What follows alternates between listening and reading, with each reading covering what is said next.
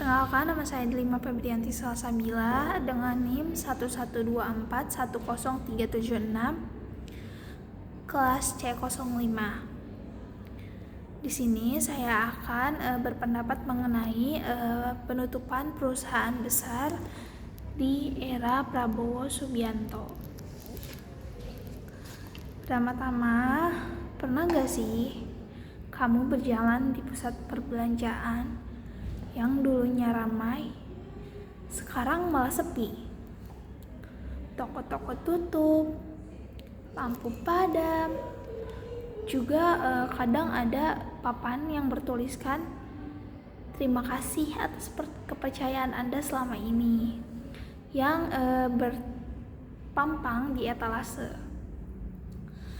Fenomena ini tuh bukan hanya sekedar perubahan bisnis, tetapi juga mencerminkan dinamika ekonomi yang lebih dalam dan kompleks. Banyak juga yang bertanya-tanya, apakah ini dampak dari kebijakan pemerintahan Prabowo Subianto?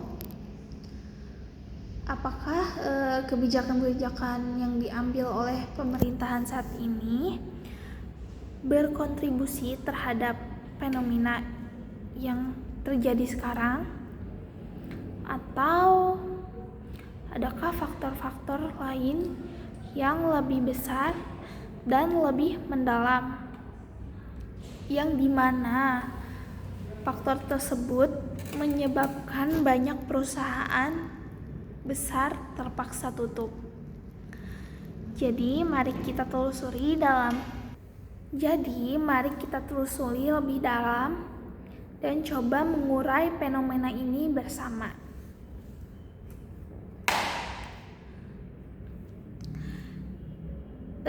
Pertama-tama tuh ada beberapa deretan perusahaan yang tutup.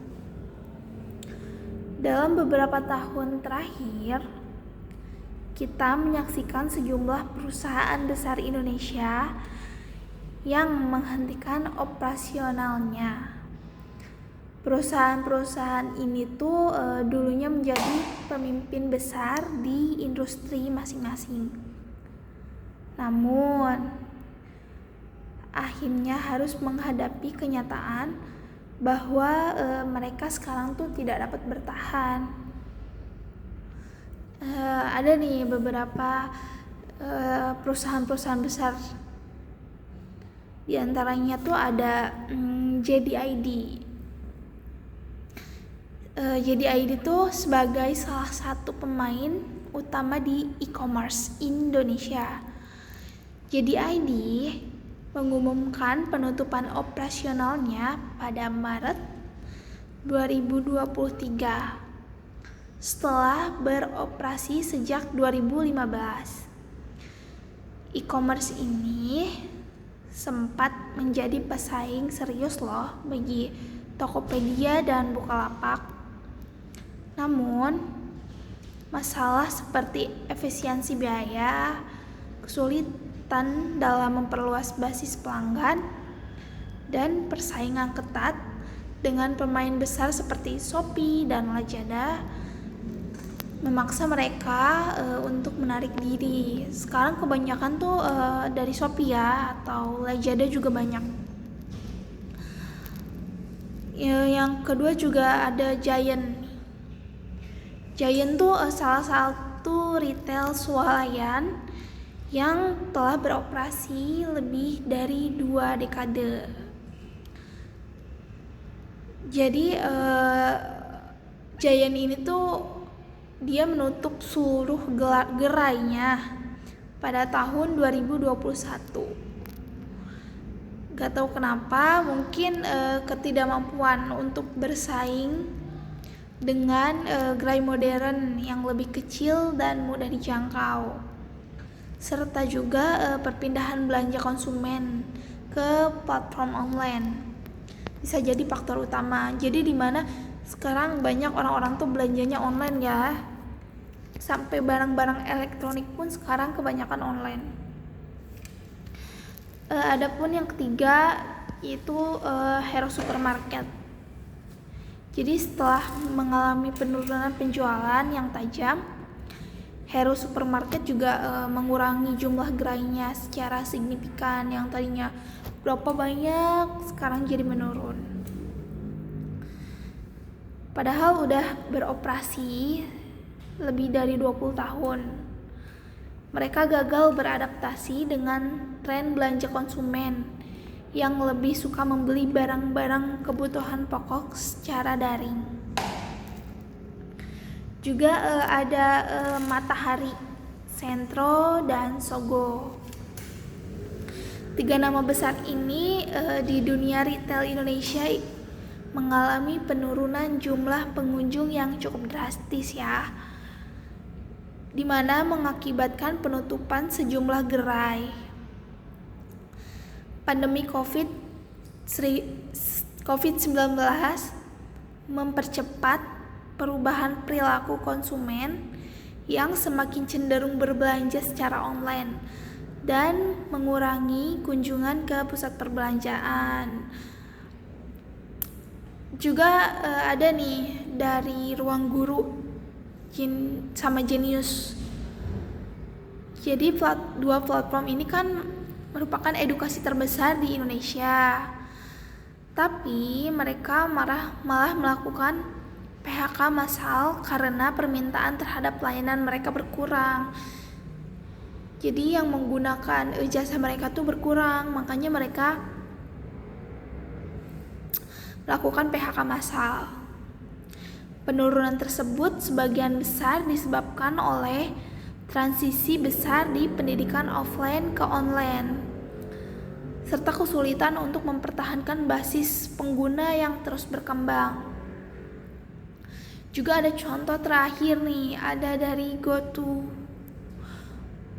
GoTo tuh hasil dari gabungan antara Gojek dan Tokopedia ya. Dimana tuh seharusnya e-commerce ini menjadi raksasa e-commerce dan transportasi. Tapi akhirnya juga mereka melakukan pemangkasan karyawan di beberapa bagian dari efisien yang diperlukan untuk bertahan di tengah ketatnya persaingan dan fluktuasi pasar. Penutupan beberapa perusahaan ini tuh nggak hanya berdampak pada perusahaan sendiri ya, tetapi juga mempengaruhi ribuan karyawan yang hilang pekerjaan dan berimbas pada ekonomi lokal. Jadi banyak karyawan yang di PHK massal akibat produksi menurun. Fenomena ini memberikan gambaran yang jelas tentang ketidakpastian yang ada di pasar Indonesia dan kebutuhan untuk beradaptasi dengan cepat dalam menghadapi perubahan yang begitu cepat juga. Namun, apakah penutupan besar ini murni akibat kebijakan pemerintah saat ini? Jadi untuk memahami lebih dalam, mari kita lihat lebih dekat timeline penutupan perusahaan yang tutup ini. Untuk JDID tutup pada Maret 2023. Namun pemerintahan Prabowo dimulai pada Oktober 2024. Jadi penutupan ini tuh jauh sebelum era pemerintahan Prabowo ya. Ada juga Giant tuh kan mengumumkan penutupannya tuh tahun 2021. 2 tahun sebelum pemerintahan Prabowo dimulai. Ada juga Ruang Guru dan Genius tuh. Ini tuh melakukan PHK tuh sejak 2022. Bahkan jauh ya sebelum Prabowo menjabat. Jadi dari sini tuh kita bisa lihat bahwa sebagian besar penutupan ini tuh terjadi jauh sebelum masa pemerintahan Prabowo Subianto. Lalu, apa yang menyebabkan hal ini?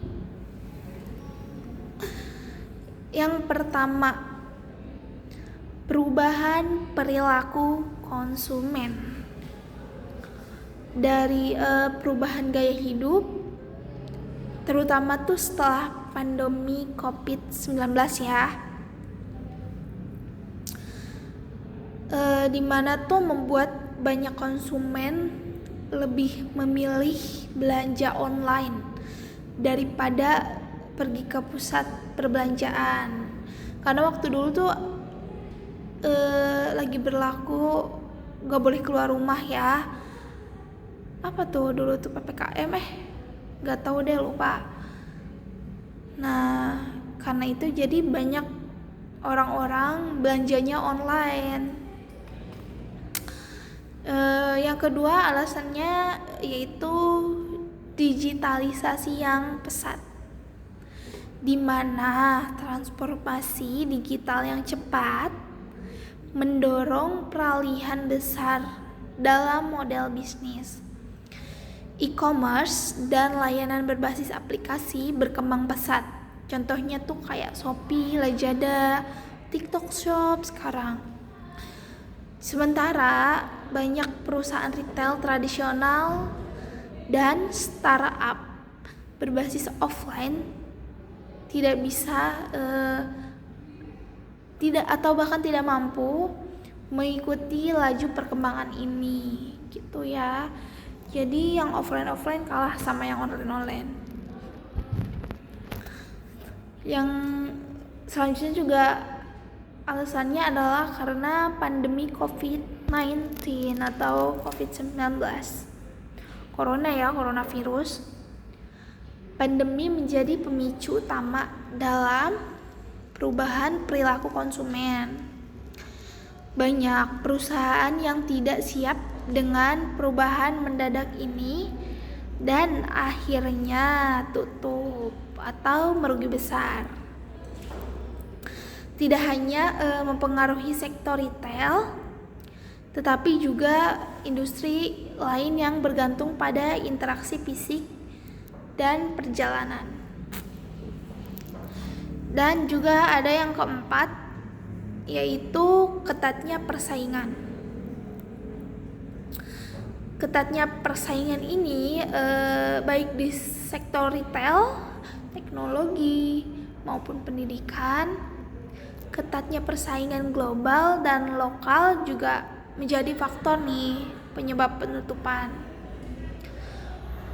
Perusahaan-perusahaan besar yang tidak berinovasi atau mengubah modal bisnisnya dengan cepat itu bakalan kalah dalam persaingan gitu ya. Jadi tadi tuh ada alasannya tuh karena perubahan perilaku konsumen, digitalisasi yang pesat, pandemi COVID-19, dan juga ketatnya persaingan. Begitu. Selanjutnya ada dampak global dan perubahan perilaku konsumen. Jika kita melihat luas, fenomena penutupan perusahaan besar ini tidak hanya terjadi di Indonesia, tetapi juga di seluruh dunia. Misalnya di Amazon, di mana merupakan perusahaan e-commerce terbesar di dunia. Mereka juga melakukan PHK terhadap puluhan ribu karyawan di tahun 2023. Ini perusahaan besar dunia loh. Jadi ini tuh sebagai bagian dari langkah efisiensi di tengah penurunan penjualan dan meningkatnya biaya operasional. Ada yang kedua, contohnya tuh Meta, Facebook ya. Tuh aplikasi Facebook sekarang lagi ramai banget. Meta tuh mengurangi jumlah karyawan secara signifikan sebagai bagian dari upaya untuk merestrukturasi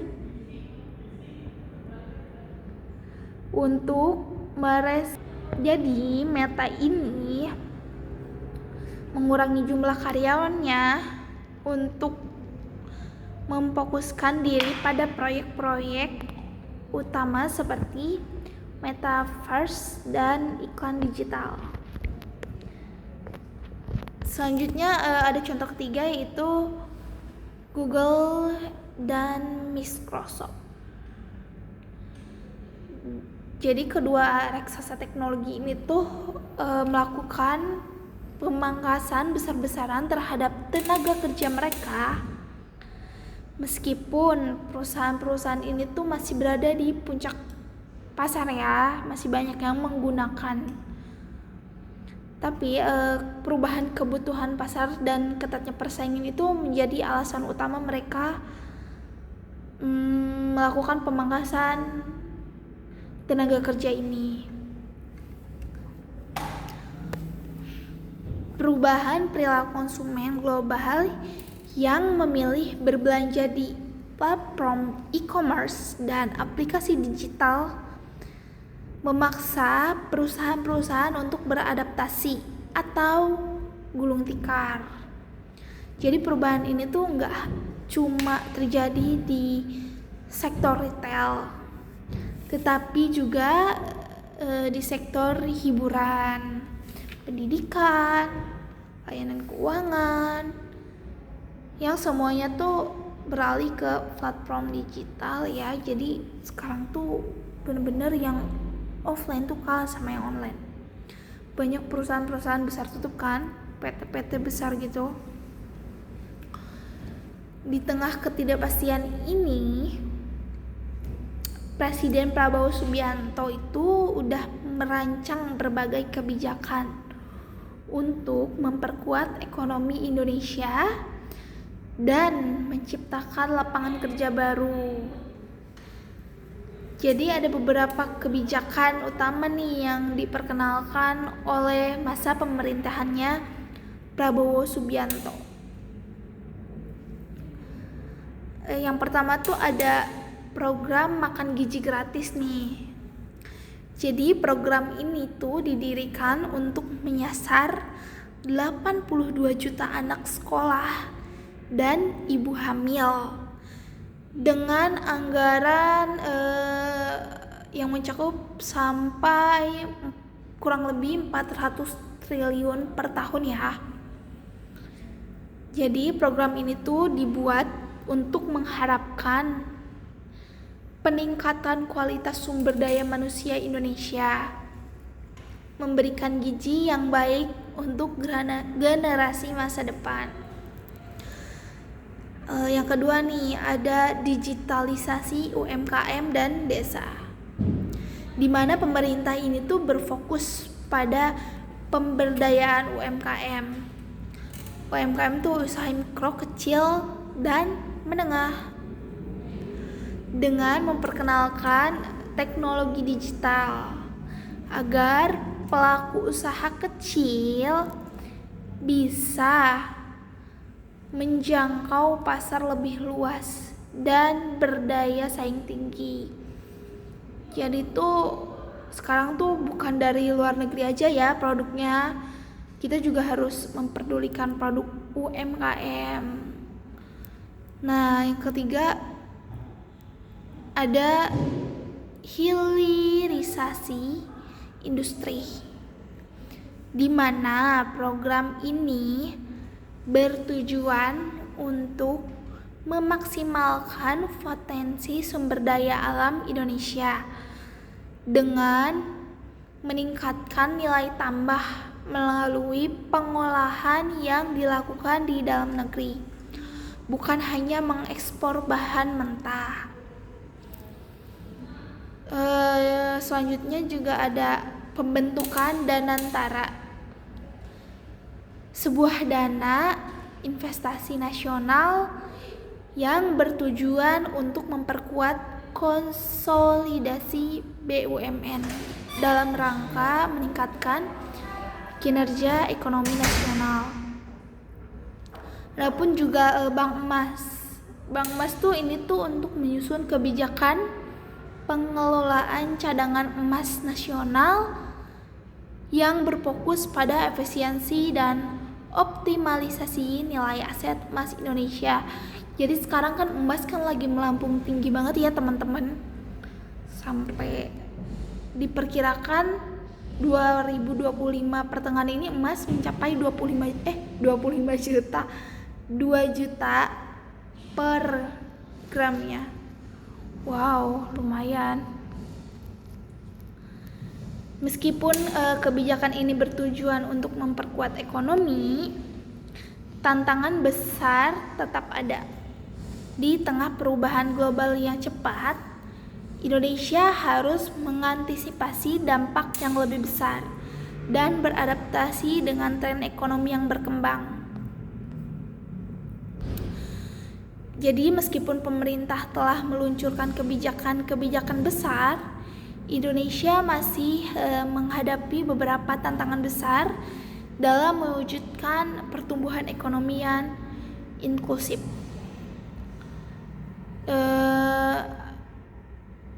Ada pertumbuhan ekonomi di mana pemerintah menargetkan pertumbuhan ekonomi sebesar 8% pada 2029.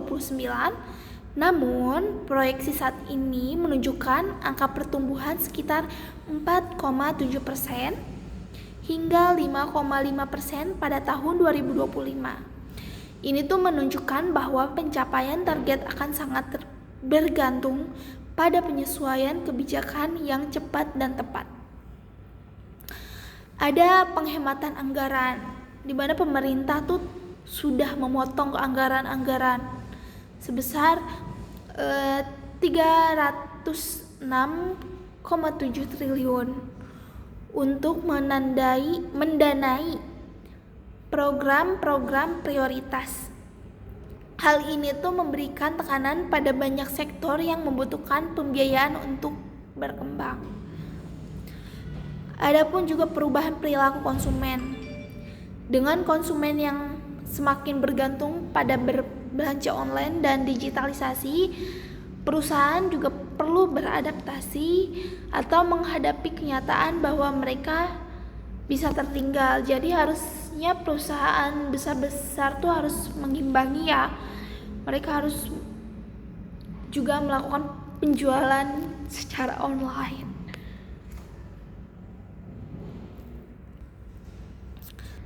Namun dengan kolaborasi antara pemerintah, sektor swasta, dan masyarakat, tantangan ini dapat diatasi. Potensi ekonomi digital Indonesia sangat besar, dan transformasi digital ini bisa menjadi kunci pertumbuhan ekonomi di masa depan ya. Adapun beberapa peran masyarakat dan generasi muda. Jadi nggak cuma pemerintah yang memiliki peran dalam membangun ekonomi yang tangguh, tetapi kita semua sebagai masyarakat juga turut bertanggung jawab dalam menciptakan perubahan. Adapun beberapa juga seperti peningkatan keterampilan, di mana generasi muda harus mengembangkan keterampilan yang relevan dengan kebutuhan industri saat ini, seperti keterampilan digital, data science, dan kewirausahaan. Namun juga inovasi dan kewirausahaan, di mana generasi muda juga harus mulai berusaha nih. Maksudnya memulai usaha, ya, mengembangkan ide-ide baru, di mana ide ini mampu menjawab kebutuhan pasar dan merupakan hal yang sangat penting. Juga ada partisipasi aktif, di mana ini terlibat dalam proses pembuatan kebijakan, memberi masukan yang konstruktif, dan menjadi keterlibatan dalam proses pembangunan ekonomi adalah dan merupakan cara untuk memajukan Indonesia ke depan. Dengan semangat dan kreativitas yang dimiliki oleh generasi muda, Indonesia dapat mengubah tantangan menjadi peluang. Jadi, perusahaan besar itu tutup bukan akhir dari segalanya ya.